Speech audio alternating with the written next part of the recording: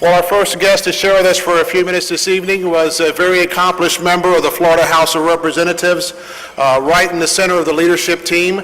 He now serves the great state of Florida as Lieutenant Governor. And one of the things I'd like to say that if you ever have a chance to ask Lieutenant Governor Jeff Kottkamp why he is blessed, he has a very special personal testimony.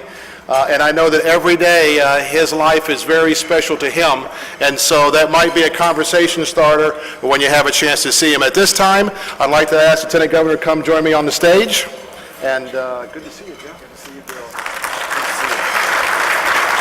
Thank you very much. Good evening. It's great to have you all here. I have the pleasure of introducing our elected officials that are here, and hold your applause to the end, but I'd like to introduce them, some great public servants that are here tonight. Representative Sandy Adams from the Florida House of Representatives. If each one of you would stand so that we can see that you're here. You heard from our Senate President Jeff Atwater.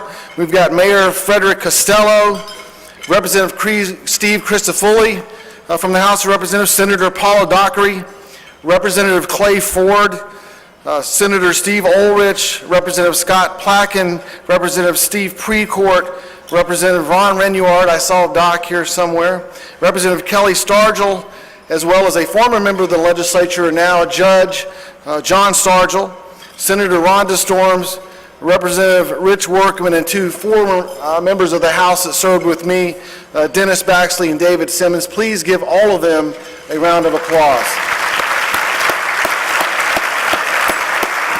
And these are great public servants that have a heart for the people of Florida. You know, we really are at a time in history when it's time to get our priorities straight. The priorities that each of us in this room have: faith, family, and freedom. And it's that simple, and it's a simple formula that we need to make sure that the folks in Washington understand.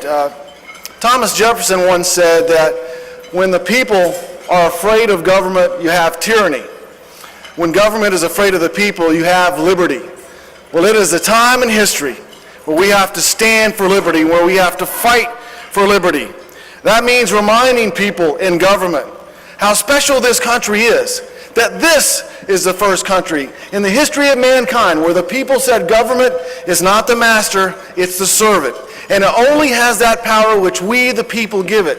That this is the first country that put in its founding documents that all men and women are created equal, and that this is the first country in the history of mankind where the people said we have certain natural rights: freedom of speech, freedom of religion, freedom of the press. And what's most remarkable about this country is we don't believe that those rights are given to us by government. They're granted to us by God. And that is why people have flocked to our shores for years. But we've got to fight for those principles. We've got to fight for the founding principles that built this country, that have brought people here, that made this the freest, greatest country in the history of the world, the place that Ronald Reagan called the shining city on a hill. So as you listen to the great speakers that we have tonight, and as you go forward from here today, I hope that you'll be energized to fight for those things that are important for this country and for this state, to fight for our children's right to freely exercise their religion, to fight to protect the unborn, and most certainly to fight to protect the institution of marriage. This is an amazing time. You think about the challenge that we have now in federal court, led by Florida, on 10th Amendment grounds to challenge the health care legislation passed by Congress. It's a fight that's not about just health care, but about where this country is going to be.